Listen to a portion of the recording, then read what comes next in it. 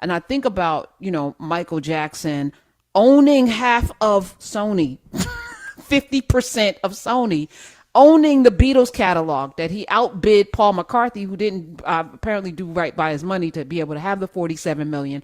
But Michael Jackson was a student of the business that he was in.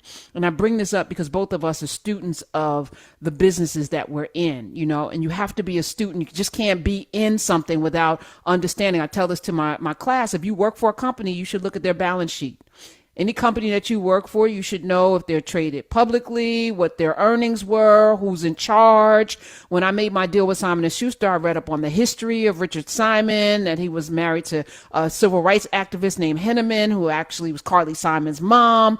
And, I wanted to understand, this man was about this. Okay, I had choices. I could have done a deal and had an imprint at Random House. I could have had a deal at Penguin Putnam. I chose Simon & Schuster, and I chose them because of Richard Simon. But knowing the spaces that you're in gives you power and an understanding. And Michael Jackson would, they played him out. That wasn't his real voice, that light voice that he used, but he used it because in many ways it allowed him to be underestimated. And That's I right. think, people infantilized him because that's how, you saw him. He was weird, he was all of these things. And while y'all busy worrying about the monkey and in the glove, homies was stacking up coin and owning the industry. Owning the industry. It's it's Karen. Wow. I There's a writer, a younger writer, who came up to me the other day and asked me if I could write a review of their book. I don't do book reviews. I haven't done book reviews in so long. I just don't have time to do book reviews. But I had offered this writer, I reminded him that black writer, I offered him a ton of advice. I said, look, I've been in this game for a long time, done 15 books in 30 years. I know the publishing world inside out. I can give you some advice. Crickets blew me off because all they see is the short game. Well, I want to be a New York Times bestseller. I want to be an Amazon bestseller. I want, you, Kevin Powell, to write a review of my book. I said, I'm trying to help you set you up for the long term. So in 30 years, you will be here, you know what I'm saying? And still doing what you're supposed to do. And so to your point, I can't agree enough. Like, we got to study the game. We got to, whatever game you're in, you have to know the game. You got to study inside out. I'm paying attention to LeBron James. Let's bring it back to sports for a second. LeBron is very clear.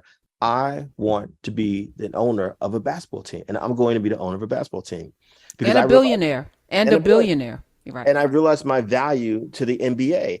I stand on the shoulders of Kobe and Michael Jordan and Dr. J, but I'm in another place that they weren't even at, which is I have all this business stuff happening, and I got a school for my community in Akron, Ohio. So I'm giving back to the community, to the kids and their parents. I'm making sure these kids get college tuition. I mean, it's a plan. You know what I mean? And something Bell Hooks taught me, she said it's not about having a whole bunch of coins. It's not like Bell Hooks was ever a multimillionaire. But one thing I peeped game with, she published damn near 40 books in damn near 40 years, part of my language for a second. And she owned property in New York, in Florida, in her home state of Kentucky, and in Ohio, almost all at the same time.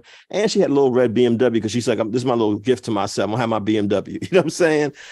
What she kept saying to me is, Kevin, is what you do with the money that you have if you have a plan. If you have a plan. You know what I mean? And unfortunately, we've been conditioned to get money and just spend it, throw it away. Even when I go on vacation, I watch people, and I'm not dissing folks. If you want a Barbados t-shirt or a Ghana t-shirt or Brazil t-shirt, do your thing. I don't buy nothing. Me I'm like, either. Me either. I You don't ain't want getting the a gift trinket. either. No, and you ain't getting a No. gift. Kev, Nope. Kev, can you bring me back some? No, I ain't bringing you back nothing because I'm like, Yeah. I'm watching people throw away money. I'm like, yo, no, no, and no, and no. Like, something you said at the beginning of the conversation, I have to come back to since we have a little bit more time.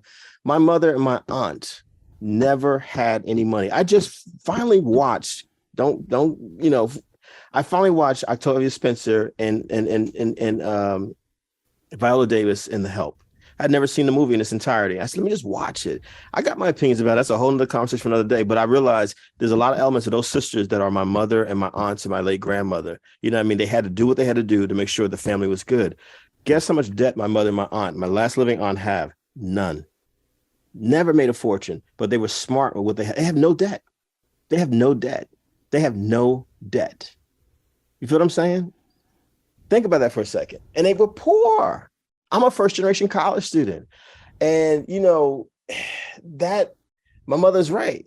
Save your money, spend it wisely. Don't just buy anything. I mean, and then everyone, like I like vacations. I like trips. You know what I'm saying? But I'm like, you won't see me out here spending money on a lot of stuff that I used to spend money on. We ain't gonna talk about that. You know what I mean? I'm not giving money away to a bunch of random folks who ain't real friends. And you just like want to have some company. You better do is go to dinner by yourself.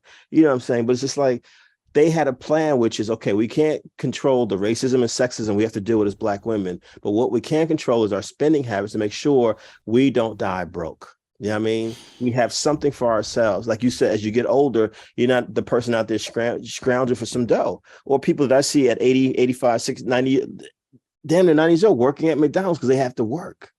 They still Or got to work. Walmart. Yeah. I mean, And it's Walmart.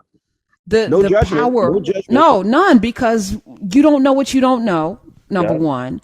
Number two, the discipline that it requires, the sacrifice, and it ain't really a sacrifice to not spend money on things that, we were branded in bondage, and now we wear brands like Woo. of other people that Yeah. don't do anything for the community, and we do it with pride, from Chanel to Louis Vuitton to Gucci to all of these people, and I'm can name the brands to the Rolex. Like, none of this is putting money into our community, building any schools, any infrastructures, any structures or systems, but we wear brands the way we were branded, as if it gives us value, as opposed to putting the value right back into the community, into our homes, into making sure that we're good internally, which costs nothing, by the way, to do your work mentally, get That's it. yourself healthy. But it's Mm. amazing to me, as somebody that's now dipping into this apparel thing, which I'm about to do a whole drop next month for Black History Month. Pass the baton, because it's like, if we're gonna wear something, let's wear something that evokes conversation, that reminds us who we are, that reminds us where we come from. Let's stop promoting and making the LV, whatever that is, VM or whatever. The richest person in the world that took over for Elon Musk owns a damn branding company that will give you, all of the champagne and stuff, y'all. Anyway,